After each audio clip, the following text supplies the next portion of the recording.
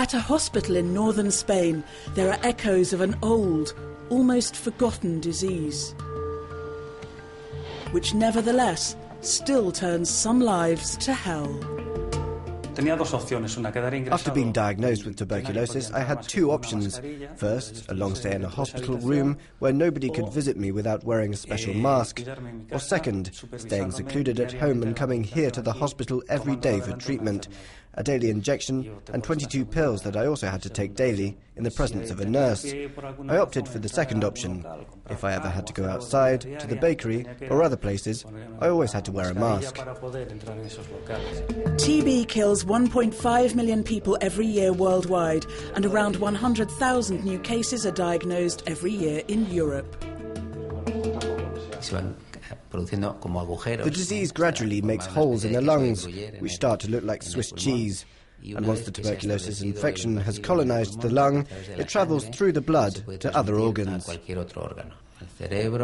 brain, the bones, any human organ irrigated by blood. At this biopharmaceutical lab near the hospital, scientists from a European Union research project are trying to find answers to the complex and often dramatic challenges posed by the disease. It's a huge long-term effort. When I was a university student at med school back in the early 80s, the World Health Organization was looking at eradicating the disease by the year 2000.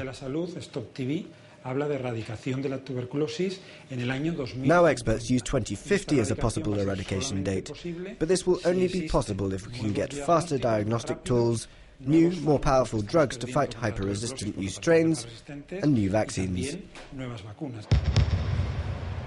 The project's first result is a new candidate vaccine produced at these research facilities. Unlike the only existing 100-year-old tuberculosis vaccine, this is a live vaccine based on a weakened version of the bacterium that causes the disease. Researchers hope that this will make the vaccine safer and more effective. The cultivation of live microbacteria on an industrial scale is complex. We're talking about a microorganism that grows at an extremely slow rate. We need to wait for between 1 and 2 months before those microbacteria can be used.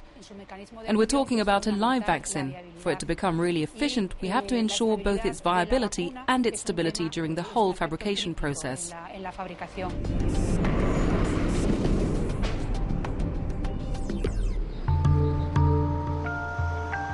Some 1,800 kilometres from Vigo, here in Lausanne, Switzerland, the first Phase 1 clinical trials using real volunteers have begun. Researchers are evaluating the candidate vaccine's safety and also getting an impression of how efficient it could be to stimulate molecules thought to protect the human body against the disease.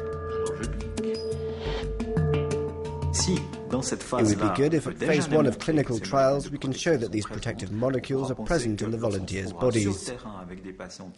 That would mean that, in real patients, those who have molecules would be better protected than those who do not. That is what we'll try to verify. Provided that it successfully passes the 3 clinical trials needed for scientific validation, researchers hope that industrial production of the new vaccine could start in around 10 years.